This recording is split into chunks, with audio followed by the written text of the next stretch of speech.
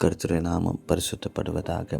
இந்த மாதம் global Bible month, அதாவது வேதத்தை தியானிக்க உலகம் முழுவதும் தீர்மானித்திருக்கிறார்கள். நம்முடைய சபையிலே கூட தினமும் ஒரு வேத பகுதியை எடுத்து சுருக்கமாக அதை தியானிக்க போகிறோம். இந்த நாளுக்கான வேத பகுதி சங்கீதம் 46 அதிகாரம் 1 தேவன் நமக்கு அடைக்கலமும் பலனும் ஆபத்து காலத்தில் அனுகூலமான துணையுமானவர் என்று வசனம் சொல்லுகிறது. இந்த உலகத்தில் எத்தனையோ பேர் நம்மோடு கூட இருந்தாலும் ஆண்டவர் மாத்திரமே ஆபத்து காலத்தில் நமக்கு துணையாக இருக்கிறார். தாவீது ஒரு நாள் சவுலுக்கு முன்பதாக நிற்கும்போது சவுலத்தில் அவன் சொல்லுகிற காரியம், ஒரு நாளிலே நான் என் தகப்பனாருடைய ஆடுகளை மேய்த்து கொண்டிருக்கும் பொழுது அந்த ஆடுகளுக்கு எதிராக ஒரு சிங்கம் வந்தது, ஒரு நாள் ஒரு கரடி வந்தது.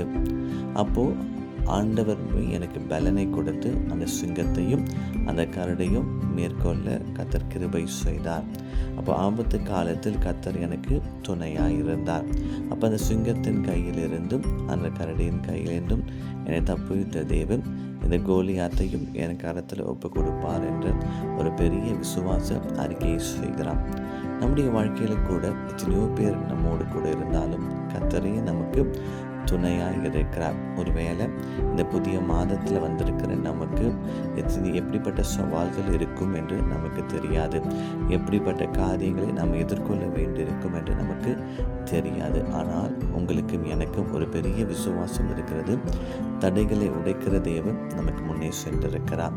கர்த்தரே இந்த மாதம் முழுவதும் நமக்கு அடைக்கலமும் பலனும் ஆபத்து காலத்தில் அனுகூலமான துணையுமாய் இருப்பார் என்று நான் விசுவாசிக்கிறேன். ஒருவேளை பலவீனத்தின் மத்தியிலே, தேவையின் மத்தியிலே, எதிர்பார்ப்பின் மத்தியிலே இந்த புதிய மாதத்துக்குள்ளே நாம் வந்திருப்போம் என்றால் உங்களுக்கு எனக்கும் கர்த்தர் இந்த காலை வேளையிலே ஒரு வாக்குத்தத்தத்தை கொடுக்கிறார். நானே உனக்கு அடைக்கலுமாய் இருக்கிறேன் என்று கர்த்தர் சொல்லுகிறார். நாம் ஜெபிப்போம். அன்பின் பரலோக பிதாவே, தர்மியான இந்த காலை வேலைக்காக நன்றி. கர்த்தர் தாமே இந்த மாதம் முழுவதும் எங்களை ஆசீர்வதித்து நடத்துவீராக. இந்த வேத பகுதி கர்த்தர் சொன்னதைப் போல நீரே எங்களுக்கு அடைக்கலமாக இருக்கிறபடியால் உமக்கு நன்றி.